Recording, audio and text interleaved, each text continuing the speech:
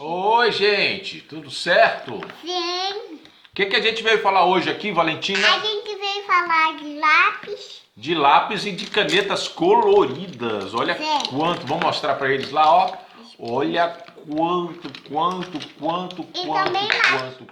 Quanto. Também lápis. Mostra lá quanto.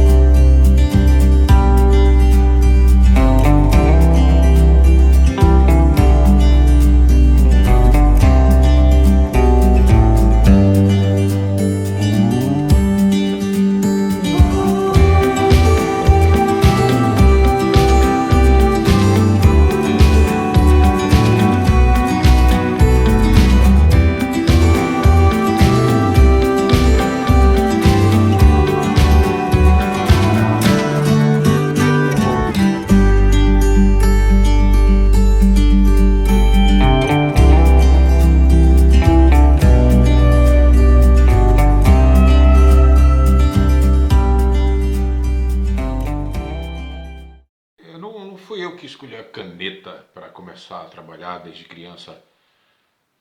Foi a caneta que junto com os meus familiares, meus colegas de escola, nos acompanhavam, né? Quer dizer, a caneta era o material que a gente tinha ali, junto com lápis de cera, alguns hidrocôs, mas a caneta acompanhava a gente na mochila. A gente ficava no fundo da sala e no fundo do caderno a gente ficava desenhando com as canetas e trocava aqueles desenhos e gostava de ver os desenhos dos outros colegas. Aquilo chamava muito mais atenção do que propriamente a aula de determinados professores. E isso me acompanhou muito na escola, na minha primeira infância, até os 10, 12 anos. E eu voltava para casa, porque eu tinha outros colegas que também desenhavam.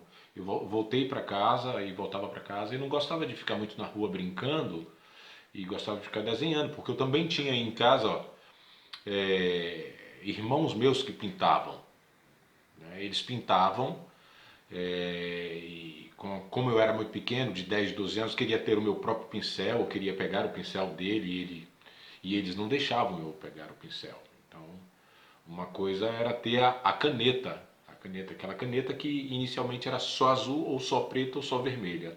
Hoje em dia a gente tem a caneta esferográfica que ela é colorida, né? E rabiscar aquilo e aí depois você começa a rabiscar não só o caderno, mas a carteira, né? Porque é uma outra textura e ali dá para você fazer umas sombras, borrar e tudo mais. Quer dizer, o que era interessante estar na escola, em algum momento, não eram determinadas disciplinas, mas sim estar com os colegas desenhando, né? E essa coisa de estar com os colegas desenhando e a caneta tirava um pouco da ociosidade da época da infância na rua, né? É, minha mãe teve que cuidar do meu pai, que sofreu um problema de arteriosclerose, ficou em casa com muitas questões de saúde e ela não tinha tempo, nem ela, nem meu pai, nem muitas vezes os meus irmãos. Então, a arte e esse princípio da caneta de desenhar, foi uma forma de eu extravasar muitos sentimentos, muitos sentimentos. Eu fui de uma família de artistas, né? A maior parte dos meus irmãos pintavam e pintam muito bem, né? Só que a gente,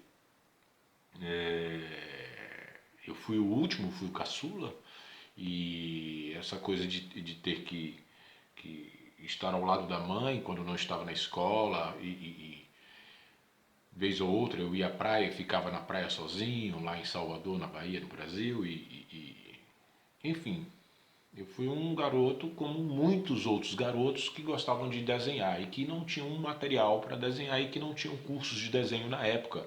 Na época não tinha essa história do curso, tanto é que basicamente a minha formação é em direção teatral, não é em artes plásticas. Toda a minha pintura, todo o meu processo de pintar foi muito intuitivo, foi muito perceber, percepção.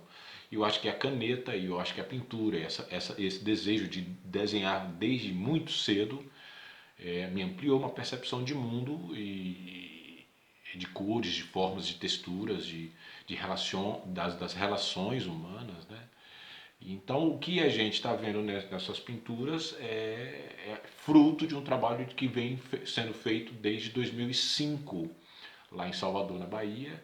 Eu preciso sair do pincel, sair dessas outras técnicas e tecnologias que não estão próximos do adolescente e da criança, mesmo que exista muitos cursos hoje em dia e muito investimento para que se dê cursos com pintura, com escultura, com grafite, com tantas outras coisas, mas a caneta, fazer daquela história que a gente inicialmente imaginar que é só para escrever e você pintar e você fazer desenhos elaborados e tudo, é isso.